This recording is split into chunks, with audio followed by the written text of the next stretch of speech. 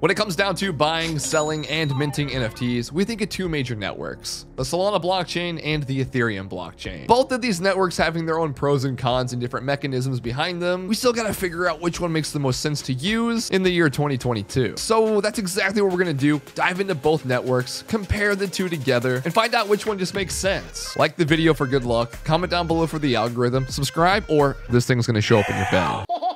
First things first, I do want to do a quick comparison behind Solana and Ethereum, starting off with the Solana blockchain. Solana is a very high-performance decentralized blockchain built with the goal to enable the scalability of user-friendly applications. Not only being thought to have one of the fastest-growing ecosystems in the entire world, with use cases of thousands of applications throughout DeFi, NFTs, and Web3, it also has one of the fastest transaction speeds over any other blockchain. I'm fast as fuck, boy. And very cheap transaction fees, with transaction speeds being at about 400 milliseconds per block and fees being at about 1 penny per transaction. It ranks pretty high. Ethereum, on the other hand, is going to be an open access for digital money and data-friendly services. It is going to be a community-built technology behind the cryptocurrency Ether, where thousands and thousands of transactions and applications are used on a daily basis. Although Ethereum does lack the speed and cost-effective transaction fees and speeds, it makes up with it for its mature decentralization, as the Ethereum network has been around for a little bit longer than the new adapted Solana blockchain. Let's break down the mechanisms. Mechanisms behind Ethereum 1.0 do rely on the proof of work consensus mechanism, which is the exact same one that Bitcoin still uses to this very date. This means that the network is protected by its miners, which use their computing power to go ahead and generate new transactions and new blocks. This, in essence, is what makes a decentralized network. Solana is a bit different than Ethereum,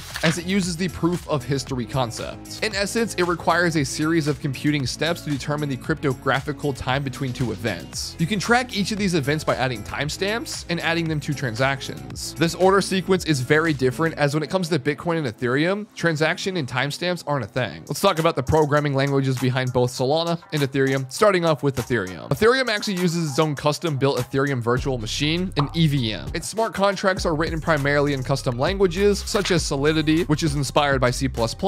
It uses Viper, which is going to be a Pythonic language as well. Solana, on the other hand, is a more well-known used language programmable device, using things like C, C++, and Rust. Solana's architecture is more complicated and supports multi-threading, and it uses Gulfstream transactions forwarding mechanism to run its programs instead of using mempools. Let's talk about transaction cost. This is one of the most crucial parts about Solana and Ethereum, as when it comes to comparing the two, Solana just has like no transaction fees, unless you count 0.0000000000001th of a dollar.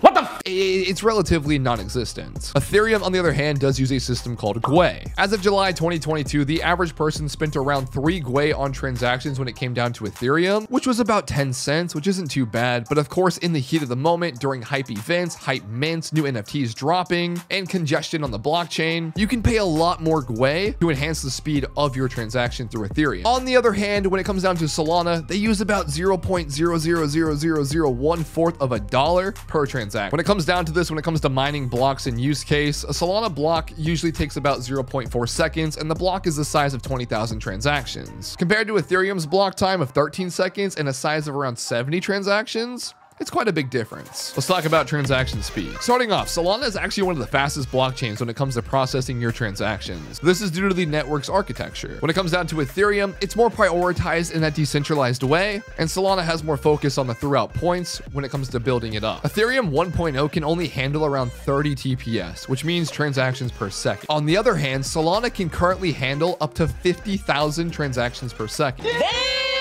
This is comparable to Visa, a worldwide payment provider that can handle 65,000 TPS. In the near future, as it upgrades to Ethereum with either layer 2 or 2.0, we can see Ethereum transact over 100,000 TPS. Diving into NFTs behind both blockchains. Most people choose Ethereum NFTs despite Solana's high transaction speed and low fees. You stupid. But Ethereum's just been around for longer. People know the market there more. People are more, Ethereum's just more well accepted, and it has that stigma around around it being a reliable network. And as new crypto technologies get introduced into the ecosystem, such as Solana, new dangers come into play. Price volatility, security throughout its lapse. But Solana is no different. Over the past few months, congestion, hacking, DDoS attacks, they've all been there. And throughout these attacks, they've really created a lot of skepticism about its capacity and how it can supplement to Ethereum. Although it still offers solutions to some of the Ethereum's most severe sustainability and accessibility features and concerns, Ethereum still remains the top blockchain. Although with Solana being a little bit newer to the scene of things, it has seen some pretty big issues as well. Some of the same things Ethereum faced in its early days as being a blockchain as well. These include hackers exploiting bugs throughout Solana's interface with wormhole and cross-chain bridges that recently stole about $320 million.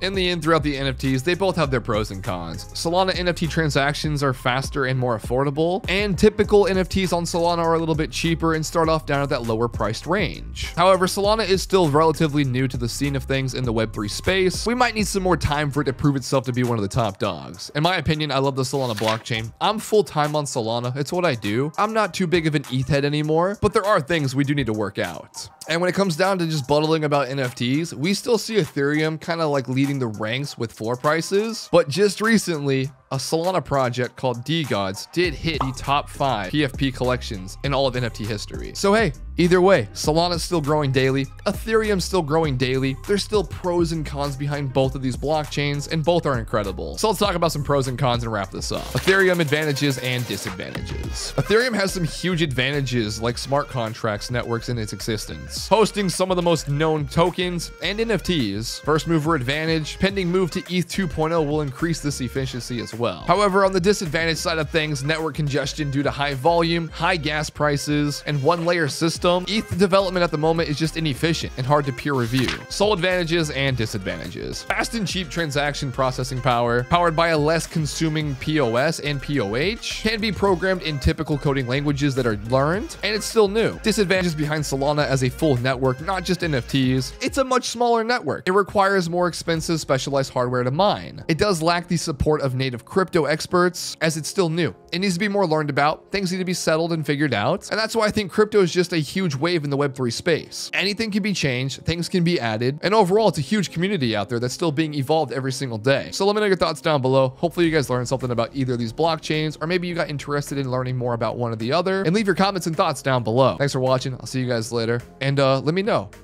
what NFT on what blockchain are you buying next? Peace out.